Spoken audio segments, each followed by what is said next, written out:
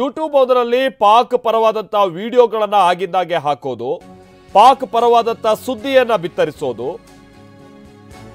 ಈ ಕಾರಣಕ್ಕಾಗಿನೇ ಹರಿಯಾಣದ ಮಹಿಳಾ ಯೂಟ್ಯೂಬರ್ಗಳನ್ನ ಬಂಧಿಸಲಾಗಿದೆ.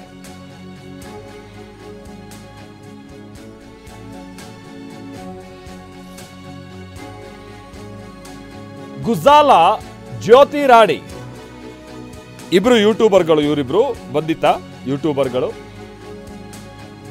ಭಾರತದ ಗೌಪ್ಯತೆಯ ಬಗ್ಗೆನೂ ಕೂಡ ವಿಡಿಯೋವನ್ನ ಮಾಡ್ತಾ ಇದ್ರು ಅನ್ನುವಂಥದ್ದು ಆರೋಪ. ಭಾರತದ ರಹಸ್ಯ ವಿಚಾರಗಳ ಬಗ್ಗೆನೂ ಕೂಡ ವಿಡಿಯೋ ಹಂಚಿಕೆ ಮಾಡ್ತಾ ಇದ್ರಂತೆ. ಪಾಕ್ ಪರವಾಗಿ ವಿಡಿಯೋವನ್ನ ಮಾಡ್ತಾ ಇದ್ರು ಇಬ್ಬರು.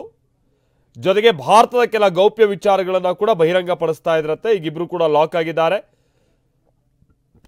ಪಾಕಿಸ್ತಾನ್ ಬಗ್ಗೆ ಬಹಳ ಒಳ್ಳೆ ಭಾವನೆ ಬರುವಂತ ರೀತಿಯಾಗಿ ಮಾಹಿತಿಯನ್ನ ಇವರು ಮೇಲಿನ ಮೇಲೆ ಕೊಡ್ತಾ ಇದ್ರು ಅನ್ನುವಂಥದ್ದು ಆರೋಪ. ಗುಜಾಲಾ, ಜ್ಯೋತಿ ಮಲ್ಹೋತ್ರಾ ಇಬ್ಬರನ್ನು ಕೂಡ ಬಂಧಿಸಿ ಪೊಲೀಸರು ವಿಚಾರಣೆಗೆ ಒಳಪಡಿಸಿದ್ದಾರೆ.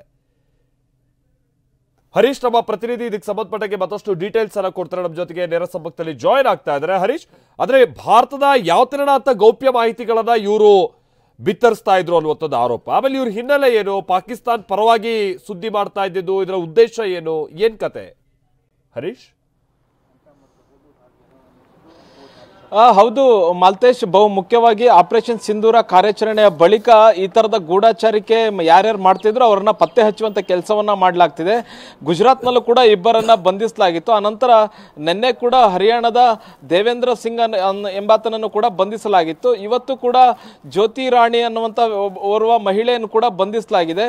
ಈಕೆ ಬಹು ಮುಖ್ಯವಾಗಿ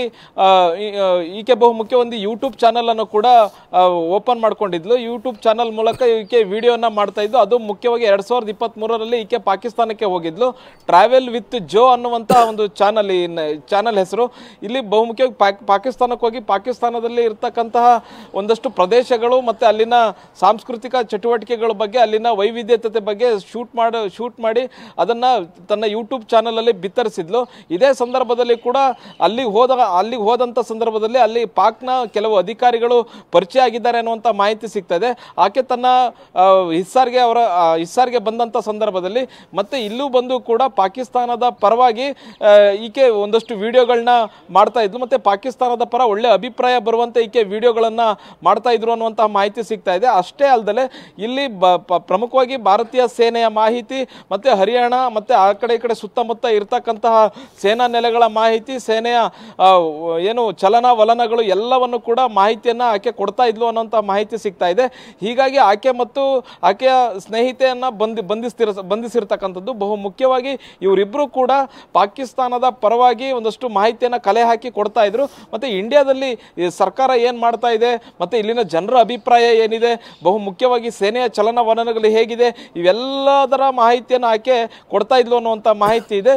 ಬಹು ಮುಖ್ಯವಾಗಿ ಇದಕ್ಕೆ ಪಾಕ್ ಅಧಿಕಾರಿಗಳು ಈಕೆಗೆ ಸಂಪರ್ಕ ಬರೋದಕ್ಕೆ ಕಾರಣ ಈಕೆ ಮಾಡ್ತಿದ್ದಂಥ ಒಂದು ಯೂಟ್ಯೂಬ್ ಚಾನಲ್, ಈ ಟ್ರಾವೆಲ್ ವಿತ್ ಜೋ ಅನ್ನುವಂತಹ ಚಾನಲ್ ಅನ್ನ ಈಕೆ ಓಪನ್ ಮಾಡ್ಕೊಂಡಿದ್ಲು. ಅನೇಕ ವಿಡಿಯೋಗಳನ್ನ ಆಕೆ ಹಾಕಿದ್ಲು. ಅದು ಬಹು ಮುಖ್ಯವಾಗಿ ಈಕೆ ಪಾಕಿಸ್ತಾನಕ್ಕೆ ಹೋದಂತ ಸಂದರ್ಭದಲ್ಲಿ ಅಲ್ಲಿನ ಒಂದಷ್ಟು ವಿಡಿಯೋಗಳನ್ನ ಮಾಡಿದ್ಲು. ಮತ್ತೆ ಇಲ್ಲಿ ಬಂದ ಮೇಲೂ ಕೂಡ ಪಾಕಿಸ್ತಾನದ